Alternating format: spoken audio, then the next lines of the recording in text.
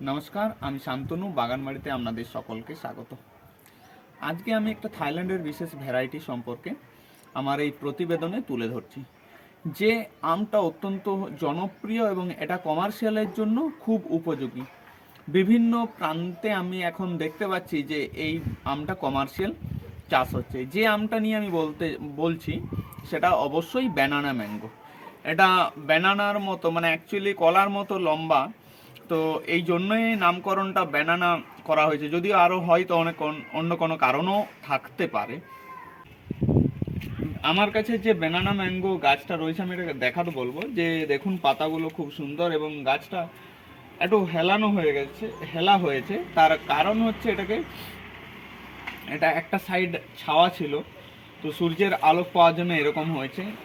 এই গাছটা প্রচুর আগের বছর ফল এসছিল এবং প্রথম বছরে ফলের জন্য আমি নিইনি এবং অনেক ফল এসছিল।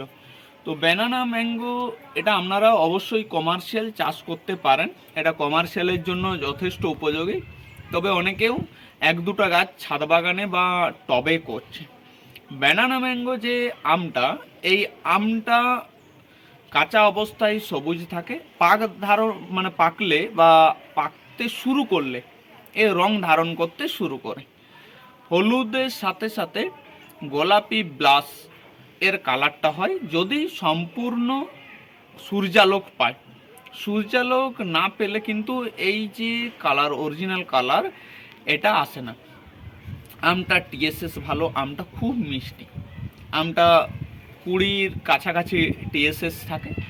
আমটার ভক্ষণযোগ্যতা প্রচুর পরিমাণে, প্রায় 83% বা তারও কিছুটা বেশি ভক্ষণযোগ্য। আমটা ফাইবারলেস, আমটার মধ্যে ফাইবার থাকে না এবং চামড়াটা খুব একটা মোটা নয়। এই আমটা খেতে অত্যন্ত, আমটার আটিটার একটা বিশেষ বৈশিষ্ট্য হচ্ছে অত্যন্ত পাতলা।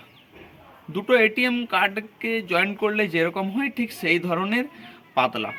তো এই কারণে এই আমটার বেশিরভাগ অংশটা খাওয়ার উপযোগী, ফাইবারলেস বলে অত্যন্ত ভালো এবং স্বাদে যথেষ্ট উপযোগী। তো ভিতরটা ইয়েলো কালার, পাকলে ইয়েলো হয় ভিতরটা, কাটলে বোঝা যায়। আর তার সাথে সাথে তো বললাম রেড ব্লাশ। তো এই যে আমটা, এই ব্যানানা ম্যাঙ্গো আমটা, এটা কিন্তু আপনারা ইচ্ছা করলে কমার্শিয়াল ফার্মিং অবশ্যই করতে পারেন। তো দেখুন, আমার প্রায় কাছাকাছি বা লম্বা হয়ে গেছে আম গাছটা। এবং এই গাছটা একটা কারণ হচ্ছে লম্বা হওয়া, তখন আমার এত গাছ সম্পর্কে ধারণাও ছিল না, তো পুনিং করা হয়নি। আম গাছকে নিয়মিত পুনিং করলে তবে এর ফলন এবং ব্রাঞ্চ বাড়ে। ব্রাঞ্চ যত বাড়বে ফলনের পরিমাণও তত বাড়বে। তো থাইল্যান্ডের এই বিশেষ প্রজাতির আমটা অত্যন্ত উপযোগী এবং এর আরেকটা যেটা বৈশিষ্ট্য সেটা হচ্ছে থকায় থকায় ধরে। একটা থকায় 4টা 5টা 6টা পর্যন্ত আম লক্ষ্য করা যায়। খুব লম্বাটে আমটা হয় এবং যথেষ্ট উপযোগী। তো এই যে আমটা, এই আমটা জুন মাসের 15 তারিখের পর বা মাঝামাঝি সময়ের পর থেকে পাকতে শুরু করে এবং গাছ পাকা আম খেতে গেলে অবশ্যই জুন মাসের 15 তারিখের পরের দিকে আপনারা পাবেন। এই জন্য বিশেষ করে পাতলা আটিযুক্ত আমের জন্য এই আমটা সবচেয়ে উপযুক্ত, প্রচুর পরিমাণে ফলন হয়।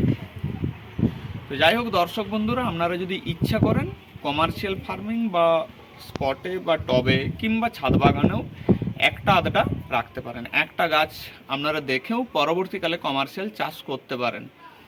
তো দেখবেন যে প্রচুর পরিমাণে হয় এবং অবশ্যই উপযোগী একটা আম। ধন্যবাদ সকলকে।